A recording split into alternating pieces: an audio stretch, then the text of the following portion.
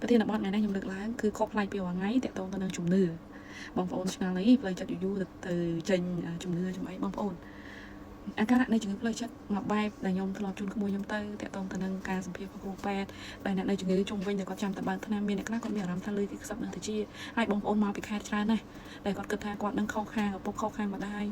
វាធ្វើឲ្យលោកគ្រូដែលគាត់បញ្យល់ខ្ញុំគិតថាវាមានភាពច្បុកច្បល់ហើយអ្នកជំងឺភាគច្រើនធម្មតាទេបងប្អូនខ្ញុំមិនឲ្យបងប្អូនមិនគោរពទៅលើជំនឿប៉ុន្តែខ្ញុំចង់ចែកម្លែកថ្ងៃនេះខ្ញុំចង់ឲ្យបងប្អូនប្រើការគិតដោយមានវិចារណញ្ញាណដែលយើងកុំផ្ដោតទៅលើរឿងដែលយើងមើលអត់ឃើញច្រើនពេកកំឡុងពេលដែលយើងឈឺជំងឺផ្លូវចិត្តស្រាប់ព្រោះកាលណាយើងប្រើប្រាស់ថ្នាំហើយភាពភ័យខ្លាចយើងមានស្រាប់ហើយមនុស្សដែលមានបញ្ហាអារម្មណ៍ស្រាប់គឺគាត់ងាយទទួលណាបងប្អូនគេនិយាយរឿងអីល្អគាត់ដែររើដាក់ខ្លួនទេតែបើគេនិយាយពីអាការៈធ្វើទុករឿងរ៉ាវដែលគាត់មើលអត់ឃើញជួបរឿងអីមួយភ័យខ្លាចណាគាត់ចាប់ដើមគេនិយាយគាត់ទោះបីមិនរឿងគាត់ផ្ទៀងជាស្ដាប់ដូចគ្នាដូចអញគាត់រឿងមកធ្វើរឿងគាត់ទាំងអស់ចំណុចត្រង់នេះហើយដែលធ្វើឲ្យគាត់នេះកាន់តែលិចលង់ទៅនឹងជំងឺផ្លូវចិត្តហើយពិបាកទាញចេញទៅសារអីពេលគាត់នៅម្នាក់ឯងគាត់ហ៊ានគាត់ភ័យខ្លាចគាត់គិតថាអ្នកនេះធ្វើគាត់ខុសនេះខុសនោះហើយបងប្អូនថ្ងៃកន្លែងចំណុចត្រង់នេះខ្ញុំសូមទោសសម្រាប់បងប្អូនដែលគាត់ខាងគ្រូដែលគាត់ជួយមើលជំងឺតាក់ទងទៅនឹងខុសនោះអីសូមកុំប្រកាន់វីដេអូខ្ញុំមួយនេះគឺខ្ញុំចង់ចែកម្លែកឲ្យបងប្អូនមិនមែនមិនឲ្យបងប្អូនគ្រប់ទេតែឲ្យបងប្អូនដែលគាត់មានជំងឺគ្រប់ដោយការពិចារណាហើយខ្ញុំចង់លើកទៅចិត្តបងប្អូនថាឲ្យបងប្អូនពិសោធន៍ខ្លួនឯងថាបើយើងខុសពិតមែនតែនៅពេលដែលយើងធ្វើរឿងអស់ហ្នឹងហើយយើងច្បាស់ជាមានភាពរឹងមាំត្រឡប់មកវិញទេហើយការជារបស់យើងនឹងបានយូរអត់ខ្ញុំធ្លាប់ខ្លួនខ្ញុំដូចគ្នាបងប្អូននៅពេលដែលម៉ាក់ប៉ាគាត់យកទៅប៉ែតអស់ហើយនៅតែរកជំងឺមិនឃើញបើយើងទៅផ្សាយផ្សំទៅរកគ្រូរកអីមើលថាយើងខុសអីចឹងបងប្អូនតែកាលនោះខ្ញុំមិនដឹងថាខ្លួនខ្ញុំបែបម៉េចទេតែវីដេអូនេះក៏ខ្ញុំធ្លាប់ចែកនៅក្នុង YouTube ខ្ញុំដែរ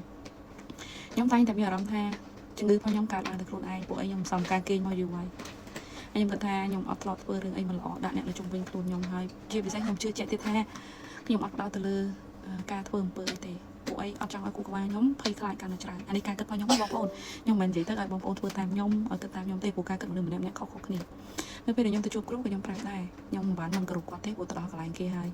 គាត់ខ្ញុំប្រាប់ថាវាជាជំងឺរបស់ខ្ញុំគិតថាមិនមានគេអីមិនមានអ្នកណាមកធ្វើអំពើអីខ្ញុំទេនៅពេលដែលយើងមានសុឆន្ទៈមួយជឿជាក់លើខ្លួនឯងណាគ្រូគាត់មើលទៅអត់ខុសអីមែនបងប្អូនហើយក៏ខ្ញុំគិតថាបងប្អូនដែលខ្ញុំទៅអង្គុយស្ដាប់គាត់និយាយថាគាត់ខុសនេះខុសនោះលោកគ្រូគាត់បញ្យល់ហើយ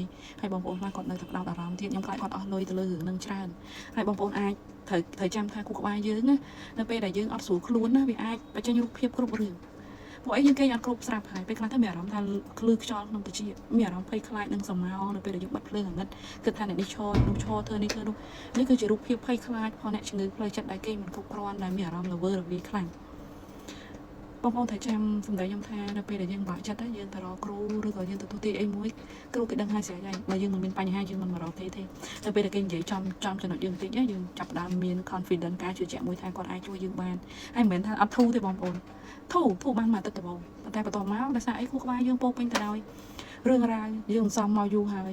យើងអត់បានគេងគ្រប់គ្រាន់អាភាពស្មុគស្មាញប្រចាំថ្ងៃរបស់យើងនៅតែមានទោះបីជាគ្រូឲ្យ confidence ឲ្យភាពជឿជាក់មកថារៀបទៅធូរហើយអ្នកឯងនឹងជាហើយប៉ុន្តែលោកគ្រូអ្នកគ្រូដែលគាត់ទូទាយមិនមែនថាគាត់មិនប្រកែកទេបងប្អូនគាត់អាចធ្វើឲ្យបងប្អូនធូរមួយអាទិត្យខ្ញុំគិតថាសម្រាប់បងប្អូនគិតតែប្រកែកប៉ុន្តែរឿងរ៉ាវនៅក្នុងគូក្បាលយើងរឿងរ៉ាវនៅក្នុងជីវិតយើងនេះ